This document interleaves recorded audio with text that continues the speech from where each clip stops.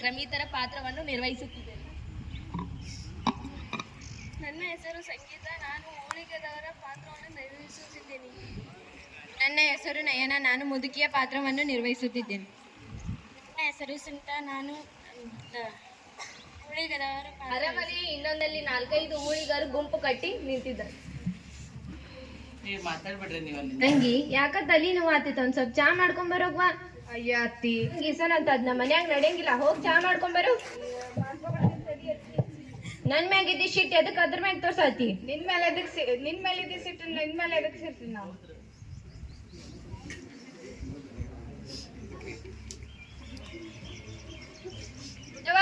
ಬಾಪ ಬಾ ಕುಡವ.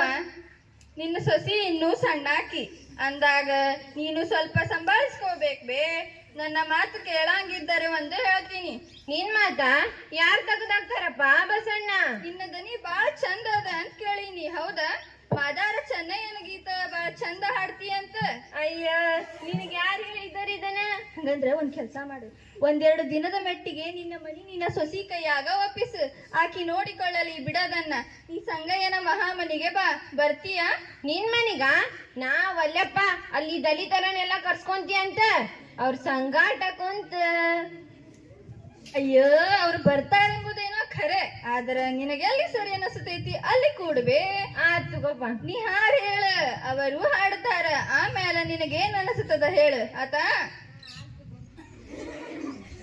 ಮಹಾರಾಜಾದಿರಾಜ ಮಹಾರಾಜಾದಿರಾಜ ಕಾಳಂಜಪುರಾಧೀಶ್ವರ ಸುವರ್ಣ ರಸಭಾಜ ದಮರುಗ ತೂರ್ಯ ನಿರ್ಘೋಷಣ ಕಲಚೂರ್ಯ ವಂಶ ಕಮಲ ಭಾಸ್ಕರ ತ್ರಂಬಕ ಪಾದ ಪದ್ಮ ಮಧುಪ ಬಿಜ್ಜಳ ದೇವರಾಯ ಬೋಪರ ಬೋಪರ. ನಮ್ಮ ಹೊಸ ಬಿರುದಾವಳಿ ಕಿವಿ ತುಂಬಿ ತುಳ್ಕೋ ಹಂಗದ ದನಿ. ಆದ್ರೂ ಮಹಾರಾಜರ ಪರಾಕ್ರಮದಲ್ಲಿ ಸ್ವಲ್ಪ ಅರಕಳಿ ಹತ್ತಿದ್ರ ಆಶ್ಚರ್ಯ ಏನಿಲ್ಲ. ಸಂಸ್ಕೃತ ಹೆಚ್ಚಾತು ಏನೋ. ಅದ ನನಗ್ ಗೊತ್ತಿತ್ತು ನೀ ಹಂಗ ಅಂತಿ ಅಂತ. ಒಂದು ಹೊಸ ಶಿಲಾಶಾಸನ ಬರ್ಸಿದ್ದೆ, ಅದ್ರ ಸಲುವಾಗಿ ನಮ್ಮ ಮಂಚಣ್ಣ ಕ್ರಮಿತರು ರಚಿಸಿದ್ರು. ನಾ ಹೇಳಿದ್ನಿ ಅವರಿಗೆ, ಸಂಸ್ಕೃತಕ್ಕಿರೋ ಘನತೆ ಗಾಂಭೀರ್ಯ ಕನ್ನಡಕ್ಕೆ ಹ್ಯಾಂಗ್ ಬಂದಿತ್ತು? ದಣಿ, ಹಿಂಗ ಬಿರುದಾವಳಿ ಬೆಳ್ಕೋತ ಹೋದರ ರಾಜ್ಯದಾಗ ಸಿಗೋ ಅಷ್ಟು ಕಲ್ಲು ಒಟ್ಟಿದರು ಮಹಾರಾಜರ ಶಾಸನಗಳಿಗೆ ಸಾಕಾಗಲಿಕ್ಕಿಲ್ಲ. ಮಹಾರಾಜರು ತಮ್ಮ ಸಾಮ್ರಾಜ್ಯವನ್ನು ದಿಗಂತದಾಚೆಗೆ ವರ್ಧಿಸ್ಲಿಕ್ಕೆ ಇದಕ್ಕಿಂತ ಒಳ್ಳೆ ಪ್ರಚೋದನೆ ಬೇರೆ ಇಲ್ಲ. ಚೋಳೆ ಪಾಂಡ್ಯರ ರಾಜ್ಯ ಅಲ್ಲಿಯ ಸಂಸ್ಕೃತಗಿಂತ ಹೆಚ್ಚಾಗಿ ಅಲ್ಲಿ ಶಿಲೆಗಳ ಸಲುವಾಗಿ ಹೆಸರಾಗಿರೋದೇ ನಮ್ಗೆ ಅನುಕೂಲ. ಒಂದು ಹೊಸ ಶಾಸನ, ಅದರೊಳಗೆ ಮೆರೆಸಲಕ್ಕಂತ ಒಂದು ಹೊಸ ಯುದ್ಧ, 500 ಹೊಸ ವೀರಗಲ್ಲು, 1000 ಹಸಿ ವಿಧವೆಯರ ಹಲುಬು, ಮತ್ತು ಈ ಪರಾಕ್ರಮದ ವೆಚ್ಚಕ್ಕಂತ ತೆರಿಗೆ, ಬಿಟ್ಟಿ, ಕೊಟ್ಟಣ, ಗೋಳು. ನಾವು ಮಹಾರಾಜರ ಪ್ರಜೆಗಳು, ಮಹಾರಾಜರ ಕೀರ್ತಿಗೋಸ್ಕರ ಗೋಳನ್ ಸಹಿಸ್ಕೊಳ್ಳೋದು ನಮ್ ಕರ್ತವ್ಯ. ನಾವು ಮಹಾರಾಜರ ಅಧಿಕಾರಿಗಳು, ಮಹಾರಾಜರ ಪ್ರಜೆಗಳ ಗೋಳನ್ನ ಮಹಾರಾಜರ ಕಿವಿ ಮ್ಯಾಲ ಹಾಕೋದು ನಮ್ಮ ಕರ್ತವ್ಯ. ಮನುಷ್ಯ ಜೀವನ ನಶ್ವರ ಬಸವಣ್ಣ, ನಾವೆಲ್ಲ ಒಂದಿನ ಹೋಗ್ತೀವಿ. ಆ ಶಾಸನ ಇನ್ನೊಂದು 1000 ವರ್ಷ ಗಟ್ಟಿಯಾಗಿ ನಿಂತು ಮಹಾರಾಜ ಕೀರ್ತಿಯನ್ನು ದಿಗಂತಕ್ಕೆ ಹಾಡಿ ಹಬ್ಬಿಸ್ತಾವ ಎಂಬುದು ನೀವು ಮರ್ತಕ್ಕದಲ್ಲ. ಒಂದು ಹೊಸ ಕೊರೆದಿಟ್ಟ ಅಕ್ಷರಗಳನ್ನ ಓದಲಿಕ್ಕ ಕಣ್ಣ ಬೇಕು, ಹಾಡಲಿಕ್ಕ ನಾಲಿಗೆ ಬೇಕು. ಈ 1000 ಶಿಲೆಗಳಿಂದ ಏನಾಗಬೇಕು? ಹೊರಡುವ ಅರ್ಥವನ್ನ ಈ ಮನುಷ್ಯ ದೇಹ ಹೊರಡಿಸುತ್ತದ. ಅದಕ್ಕ ಮೊದಲು ನಾವು ಮನುಷ್ಯರ ಪರಿವೇ ಮಾಡಬೇಕು. ನೀ ಬಂದ್ರ ಓಲ್ಗಕ್ ಒಗ್ಗರಣೆ ಹಾಕ್ದಂಗ ಆಕತ್ ನೋಡು.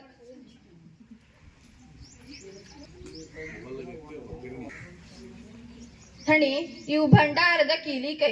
ನನ್ನ ಮ್ಯಾಲ ನಂಬಿಕೆ ಇಟ್ಟು ಇವುಗಳ ನನಗ ಒಪ್ಸಿದ್ದೀರಿ, ಉಪಕಾರ ಮರೆಯುವುದಿಲ್ಲ.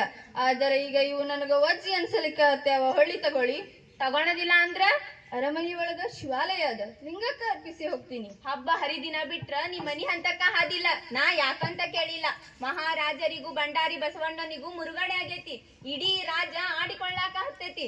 ಹಿಂಗಿದ್ದ ಮೇಲೆ ನಾ ಈ ಭಂಡಾರದ ಕೀಲಿ ಕೈ ಹೊಳ್ಳಿ ಇಸ್ಕೊಳ್ಳಿಲ್ಲ. ನಮ್ಮ ಅರಸೊತ್ತಿಗೆ ನಾ ಹಂಗಿಸಿ ನೀ ವಚನ ಬರಿದಿ, ನಮ್ಮ ಅನುಭವ ಗೋಷ್ಠಿ ಒಳಗ ನೀ ಹಾಡಿದಿ, ನನ್ಗೂ ಗೊತ್ತೈತಿ. ನಾ ಮೊದಲೇ ಹೇಳಿದ್ದೆ ದಣಿ, ನಾ ಭಂಡಾರದಲ್ಲಿ ದುಡಿಯೋದು ಬಿಜ್ಜಳ ಮಹಾರಾಜನ ಅನುಕೂಲತೆಗಾಗಿ ಅಲ್ಲ. ಆ ಸಂಪತ್ತು ರಾಜವಂಶದ ಸೊತ್ತಲ್ಲ, ಜನರ ಸೊತ್ತು, ಪ್ರಜೆಗಳ ಪಾಲಕ ಅಂತ ಅಲ್ಲಿ ಮಹಾರಾಜನಿಗೆ ಅಧಿಕಾರ ಅದ. ಆದರೆ ಮಹಾರಾಜನ ಮನೆತನದವರಿಗೆ ಅಲ್ಲಿ ಪ್ರವೇಶ ಇಲ್ಲ. ಅದೇನೇ ಇರಲಿ, ನಾ ಕೇಳೋ ಪ್ರಶ್ನೆ ನೆಟ್ಟು ಉತ್ತರ ಹೇಳು.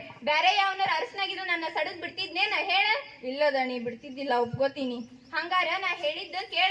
ಹುಡುಗಾಟದ್ನಾಗ ನಡ್ದು ಹೋಗಿದ್ದು ನಡ್ದು ಹೊತ್ತು ಮರ್ತ್ ಬಿಡದ್ನ. ನನ್ ಮಗ ಎಬುಡ ಅರಿವುಗೇಡಿ. ಛೇ ಛೇ ಛೇ ಮಹಾಪ್ರಭು, ಏನಿ ಮಾತು? ನಿನಗನಿಸಿದರ ಹೇಳ, ಈಗಿಂದೀಗ ಅವನನ್ನ ಕಟ್ಟಿ ನಿನ್ನ ಕಾಲಾಗ ತಂದು ಚಲ್ತೀನಿ. ಮಹಾಪ್ರಭು, ನಾ ರಾಜಕುಮಾರರನ್ನ ಮಾತ್ರ ಯಾಕೆ ದೂರಲಿ? ಅನುಭಾವಗೋಷ್ಠಿನೂ ನನ್ನನ್ನ ಕರೀಲಿಕ್ಕಾಗ್ತದ, ಅದಕ್ಕೆ ಅರ್ಪಿಸಿಕೊಳ್ಳೋಣ ಅಂತಿದ್ದೀನಿ. ನಂಗ್ ಸೇರೋದಿಲ್ಲ ಅಂದ್ರೆ ಇದ ನೋಡು. ರಾಜ್ಕುಮಾರ ಒಬ್ಬ ರಾಜನ ಪುತ್ರ ಇದ್ದಾಗ ಅವರನ್ನ ಯುವರಾಜ ಅಂತ ಕರೆದ್ರ ರಾಣಿ ರಂಭಾವತಿಗೂ ತೃಪ್ತಿ ಆದಿತ್ತು, ನನಗೂ ನೆಮ್ಮದಿ ಆಗಿತ್ತು. ಇದು ಇಡೀ ಆಸ್ಥಾನಕ್ಕೆ ಗೊತ್ತಿದ್ದ ಮಾತು. ಮಹಾಸ್ವಾಮಿ, ರಾಜಕುಮಾರರಿಗೆ ಯುವರಾಜ ಪಟ್ಟ ಕಟ್ಟಿದ್ದು ನನಗಂತೂ ಗೊತ್ತಿದ್ದಿಲ್ಲ. ಕಟ್ಟಿಲ್ಲ ಮಹಾರಾಯ, ಕಟ್ಟೋಲ್ಲ. ಕಟ್ಟಿದರ ನಾಳೆ ಹುಡುಕಿ ತಲೆದಂಡ ಕೇಳಾರ. ನಾಳೆ ಹುಡುಗರು ಉರಿದು ಬಿದ್ದಾರೆ ನನ್ನ ಮ್ಯಾಲ.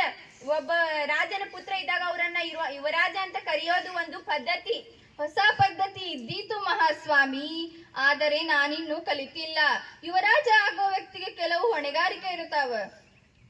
ಅಯ್ಯೋ, ನನಗದೇನೋ ಗೊತ್ತಿಲ್ಲ. ಮಂಚಣ್ಣ ಕ್ರಮಿತ 15-16 ವರ್ಷದ ಕೆಳಗಿನ ಮಾತು. ನಾನು ಆಗ ಚಾಳುಕ್ಯ ಸಾಮಂತನಾಗಿರೋದೇ ಮನುಷ್ಯ ಜನ್ಮದ ಪರಮೋಚ್ಚ ತತ್ವ ಅಂತ ನಂಬಿ ಅರವಡ್ಡಿ ಚಕ್ರವರ್ತಿ ಕೈ ಕೆಳಗ ದುಡಿತಿದ್ನಿ. ಬಸವಣ್ಣ ಮಂಗಳವಾಡಕ್ಕೆ ಬಂದ. ಇನ್ನೂ 20 ತುಂಬಿರಾಕಿಲ್ಲ. ಅದೇನು ಮಾತು, ಏನು ಚಟುವಟಿಕೆ.